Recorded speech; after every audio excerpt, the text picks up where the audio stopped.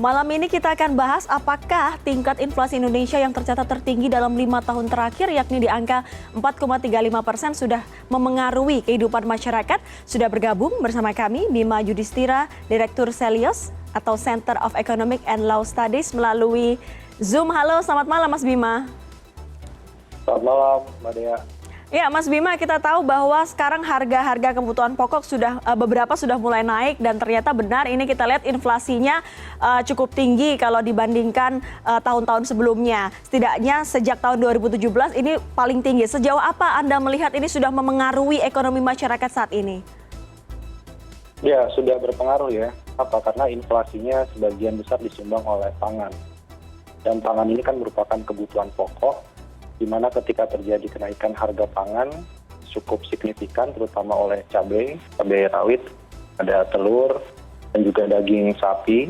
Ini tentunya akan menambah bagi rumah tangga, khususnya rumah tangga golongan menengah dan ke bawah. Kemudian juga kita kan sebenarnya inflasi itu turun pasca Lebaran. Karena secara musiman orang sudah menghabiskan uang THR-nya pada saat mudik Lebaran. Kemudian biasanya akan mengalami penurunan inflasi. Bahkan tahun lalu itu terjadi deflasi, penurunan yang cukup signifikan. Nah ini ternyata inflasi intinya relatif. Tetapi dorongan dari harga pangan, kemudian tarif angkutan udara karena afturnya juga cukup meningkat, ini perlu diwaspadai. Satu yang kemudian hilang, ini dianggap belum berdampak sekarang, tapi dalam beberapa bulan ke depan akan berdampak adalah inflasi dari biaya impor akibat pelemahan kurs rupiah. Ini yang perlu diwaspadai. Kemudian yang berikutnya adalah inflasi dari harga energi.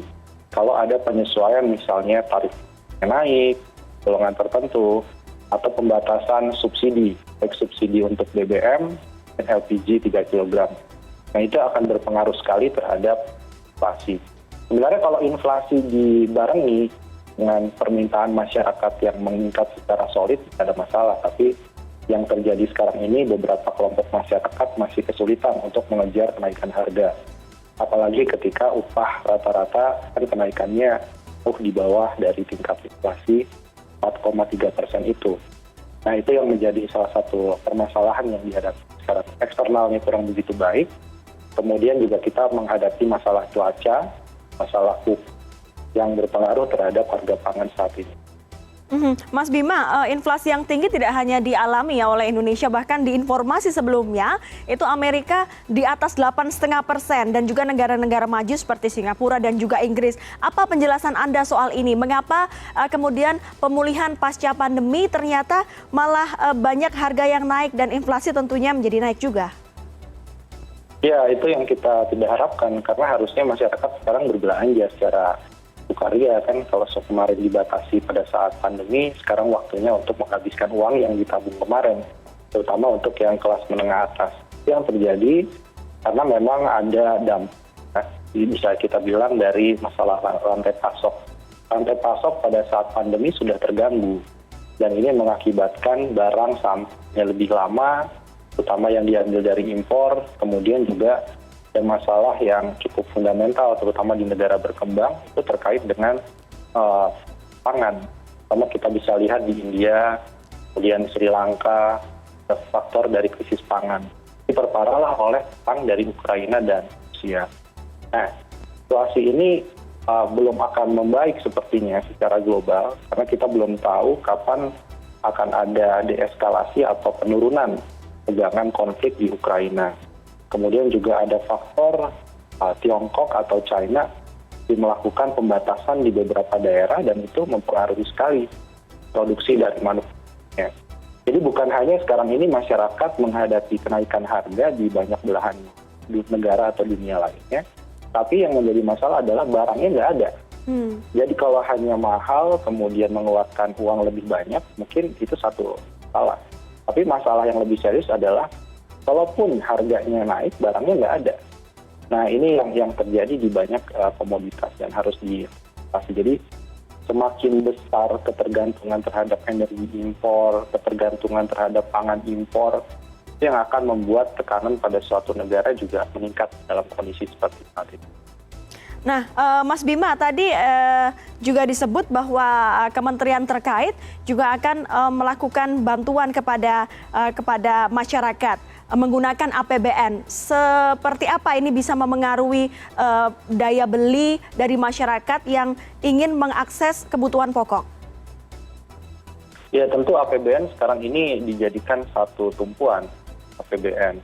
Karena bagaimanapun juga misalnya kita bisa saja menaikkan harga BBM, tapi kan konteksnya kemarin harga non-subsidi Pertamax sudah naik cukup signifikan. Sekarang selisihnya dengan Pertalite 4.000 lebih antara Pertamax dan Pertalite. Masa mau dinaikkan lagi? Artinya kan BBM masih perlu disubsidi oleh APBN. Sejauh ini, meskipun harga minyak mentahnya naik, kemarin bertahan terus di atas $100 per barel, itu ada sumbangan juga dari penerimaan kepada pajak dan PNBP yang disumbang dari komoditas batubara, sawit, nikel, logam, dan barang tambang lainnya. Nah itu yang harusnya bisa dimasukkan dulu kepada jaring pengaman sosial, termasuk subsidi-subsidi energi. Kalau misalkan masih kurang, bisa diambil dari anggaran misalnya pemulihan ekonomi nasional yang masih rendah, sebagian mungkin bisa dialihkan juga untuk menjaga stabilitas inflasi. Jadi sekarang hampir semua negara, termasuk Malaysia. Malaysia itu RON 95-nya tetap di harga Rp2 atau sekitar Rp6.800 per liternya. Kita RON 92-nya kan di Rp12.500. Jadi banyak negara sekarang all out pun mengorbankan defisit APBN-nya. Tapi mereka tidak ingin pemulihan ekonomi ini terganjal dengan inflasi, terutama inflasi energi yang berlebihan. Jadi saya kira kalau pemerintah sekarang masih memiliki anggaran itu difokuskan dulu untuk menjaga daya beli masyarakat. Sama kelompok kelas menengah rentan yang selama ini mungkin masih mampu beli BBM yang non-subsidi, tapi sekarang mereka migrasi semua ke BBM Pertalite maupun solar yang disubsidi pemerintah. Baik Mas Bima, sekarang kita akan berbicara dari sudut pandang masyarakat ya, masyarakat yang mengalami dampak-dampak inflasi, kenaikan harga dan lain-lain. Apa yang bisa Anda sarankan kepada masyarakat mulai dari bagaimana cara mengeluarkan uang atau gaya konsumsi dan juga investasi apa yang tepat untuk mengatasi kekhawatiran tentunya dengan kondisi ini? Ya, jadi masyarakat tentunya diharapkan tadi ingin berbelanja lebih banyak, mungkin sekarang karena kondisi ekonominya masih penuh tantangan, ya perlu melakukan berbagai cara, mungkin lebih memilih belanja apa yang prioritas. Jadi formulanya hampir sama dengan pada saat pandemi awal. Belanja lebih prioritas, dana darurat. Dana darurat mungkin 30% dari sisa pendapatan. Itu ditabung khusus untuk persiapan apabila harga-harga naik. Atau kemudian masih menunggu untuk mencari pekerjaan yang baru ketika terjadi layoff. Ada juga yang bisa disarankan soal investasi ini, tentu yang bisa mengalahkan ya sekarang.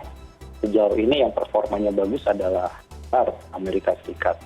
Karena dolar indeks meningkat di atas 105 levelnya.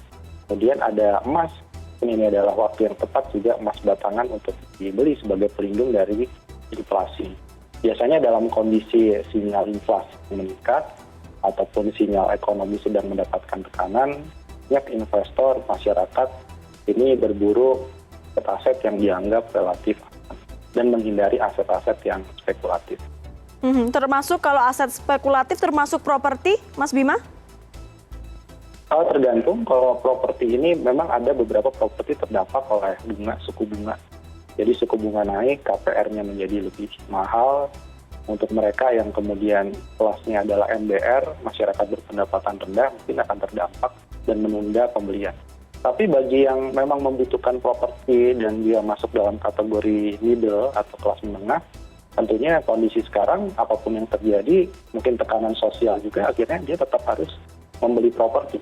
Mungkin yang perlu dilihat dari properti adalah lokasi, di mana sedang berkembang atau tidak. Kemudian yang kedua adalah segmentasinya, rumah tipe berapa, apartemen atau landed house. Mas Bima, bagaimana dengan suku bunga? Ini kan suku bunga acuan ini dipertahankan oleh Bank Sentral Indonesia, sedangkan The Fed sudah naik. Apa pendapat Anda soal ini? Terkait dengan masalah suku bunga yang jelas, diperkirakan akan naik mungkin 3 atau 4 kali suku bunga acuan Bank Indonesia. Jadi mungkin kenaikannya bisa sampai 75 basis poin lebih sampai akhir tahun. Kenapa? Karena perhatiannya bukan hanya inflasi kita masih 4,3 di Inggris, di Amerika Serikat di atas 8%, di Perancis di atas 6-7%. Bukan itu, tapi yang kita perhatikan adalah soal pelemahan nilai tukarnya. Karena kalau hubungannya masih ditahan, tentunya dikhawatirkan cadangan devisa yang akan bergerus untuk mempertahankan nilai tukar tetap terjaga di bawah 15.000 level batas amannya. Nah ini artinya memang suku bunga cukup dilematis, tapi kalau suku bunga biru-biru terlalu agresif, khawatirnya tadi si banyak masyarakat yang menunggu kapan bunga tetap stabil untuk membeli kendaraan bermotor baru atau membeli rumah baru dengan cicilan KPR. Nah ini mungkin mereka akan, meskipun harapannya tidak semua terdampak dari adanya kenaikan suku bunga, ya terutama juga perusahaan-perusahaan yang mungkin sudah front loading atau melakukan penerbitan obligasi dan pinjaman jauh sebelum adanya kenaikan suku bunga acuan. Baik, terima kasih Mas Bima Yudhistira sudah menjelaskan kepada kami kira-kira di masa inflasi yang tinggi ini masyarakat harus berinvestasi apa. Tadi Anda menyebutkan dolar Amerika Serikat, kemudian juga ada emas batangan. Terima kasih Mas Bima, Direktur Selio Center of Economic and Law Studies yang sudah bergabung bersama kami pada malam hari ini.